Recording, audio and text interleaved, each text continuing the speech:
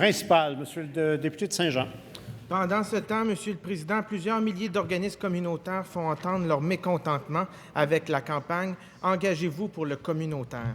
Le communautaire, ce sont des femmes, des hommes, souvent bénévoles, de vrais bénévoles, ou du personnel mal payé qui travaille jour après jour pour venir en aide aux personnes les plus vulnérables de notre société. Le communautaire, ce sont des organismes qui interviennent là où l'État ne veut intervenir directement. Deux revendications importantes. Rehaussement significatif de leur financement à la mission et le respect de leur autonomie. Est-ce que le gouvernement va s'engager, comme nous le faisons, à faire en sorte que ces organismes puissent revoir leur financement rehaussé et le respect de leur autonomie? Monsieur le ministre de l'Emploi. Alors, Monsieur le Président, je remercie le collègue pour sa question. Je pense que tous les députés ici, nous avons tous l'occasion de voir le travail remarquable qui se fait dans nos différentes circonscriptions par les organismes communautaires.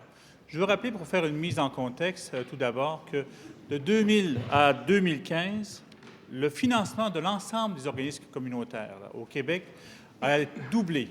Donc, plus de 106 % d'augmentation pendant ces années. Et donc, alors que le PIB du Québec n'augmentait que de 50 %.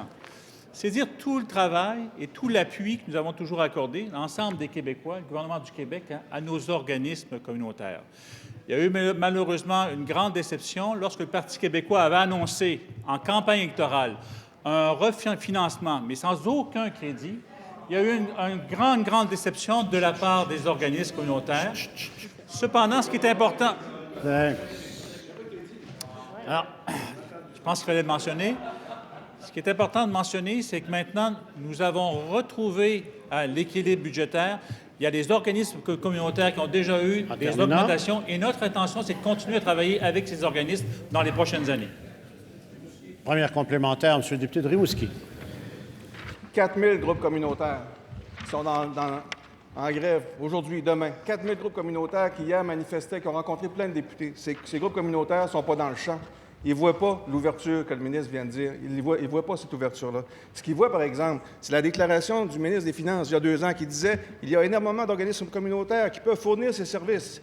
Ça coûte moins cher. C'est ça, la philosophie du gouvernement libéral.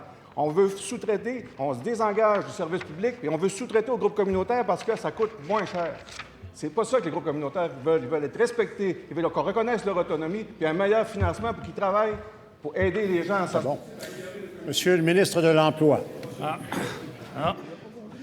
D'abord, respecter les organismes communautaires, ce n'est pas de leur promettre, juste avant les élections, un rehaussement et ensuite sans aucun crédit. Alors, respecter les organismes communautaires, c'est de tenir promesse et c'est de tenir nos engagements.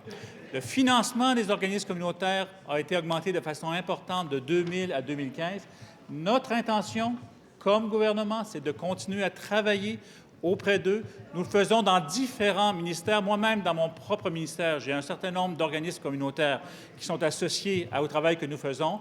Nos organismes en employabilité, cette année, ont été augmentés de 3,5 % parce que ça fait partie de nos priorités comme gouvernement. Deuxième complémentaire, Monsieur le député de Rimouski. Les groupes communautaires travaillent en santé, sur la pauvreté, avec les groupes de femmes, avec les groupes de jeunes, avec les toxicomanes, en habitation, en environnement. Sans ces groupes communautaires-là, le Québec irait beaucoup plus mal, puis ils réussissent à passer à travers le climat d'austérité que vous leur avez imposé. J'ai déjà posé la question au ministre de l'Emploi à un moment donné, qu'est-ce qui passait des groupes communautaires? Ce qu'il m'avait répondu, il m'avait choqué. Il m'avait dit, souvent, les groupes communautaires, ça sert à monter la tête des gens. C'est pas ça, les groupes communautaires. Les groupes communautaires, ce qu'ils servent, c'est à mobiliser le monde, à défendre leurs droits, et ils ont besoin d'un vrai financement. Madame la ministre déléguée à la réadaptation. Monsieur le Président, là, je pense qu'ici, tout le monde est d'accord pour dire que les organismes communautaires font un travail remarquable dans toutes nos circonscriptions. Et je ne comprends pas le discours de l'opposition qui essaie de faire penser aux gens que nous autres, on ne s'occupe pas des organismes communautaires. Le soutien aux organismes communautaires, Monsieur le Président, vous savez quoi? Quand c'est des gouvernements libéraux, nous, on ne fait pas juste en parler, on agit. Eux autres, ils en parlent, ils l'annoncent, ils n'ont pas de crédit. Ça veut dire pour la population, pas un sou noir. Vous leur promettez toutes sortes d'affaires, mais vous ne vous exécutez pas. C'est bien beau d'avoir des discours, mais encore faut-il agir. Moi, depuis que je suis là, les groupes communautaires ont tous été indexés. Vous savez quoi, Monsieur le Président? Tout comme l'a dit mon collègue, le ministre de l'Emploi et de la Solidarité sociale, pour nous, ils sont assez importants pour qu'on leur terminant. donne leur juste.